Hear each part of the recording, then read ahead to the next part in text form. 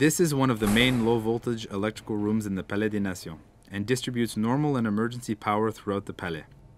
These installations generally date from the 1970s and 1980s, and although they've received proper maintenance over the years, they have now reached the end of their useful life and require a replacement. This room also poses a challenge to the business continuity objective of the project. All this equipment will need to be replaced while keeping the room powered and some of the equipment they feed operational. The works in this room are critical to the phasing and the relocation of staff throughout the project.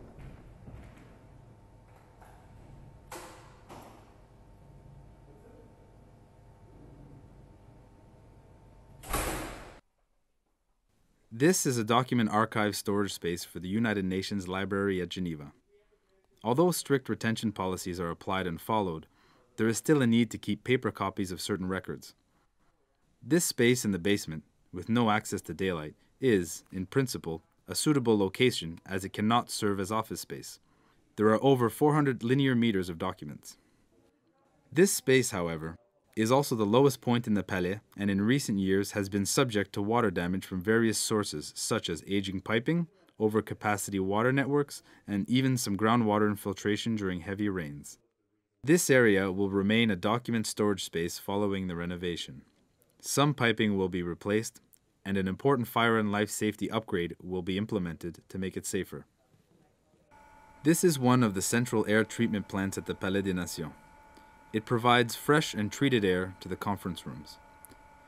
Many installations have been replaced in the 1970s and 80s. However, some of the equipment dates from the original construction in the 1930s. Getting spare parts for these is difficult and sometimes impossible. As spare parts are no longer available, these must be custom made and repaired by skilled staff at the Palais. Many of the piping and ductwork in this plant room is insulated with asbestos, a common building material in the 1970s due to its great insulating properties. Although it's safe in its current state, it will be removed during the renovation by specialized firms to ensure the asbestos fibers are completely removed. The supply and return air from the conference rooms is done via the ductwork in the ceiling. These require fire dampers when crossing different areas of the building or fire compartments, such as the wall of this plant room, to ensure a fire in one area does not pass through the ductwork to another area. Few of these fire dampers exist today, but will be added systematically to improve the fire safety of the Palais. Room 18 is located in the Building E Conference Center, which was built in the 1970s. Today it is a testament to the architecture and technology of its day. It has not received any major upgrades, and the Congress equipment is still analog. During conferences, the room requires dedicated attention from staff to control the equipment, which can even mean soldering parts when they fail. As a result, the Congress system is no longer reliable and is only used when other rooms are not available.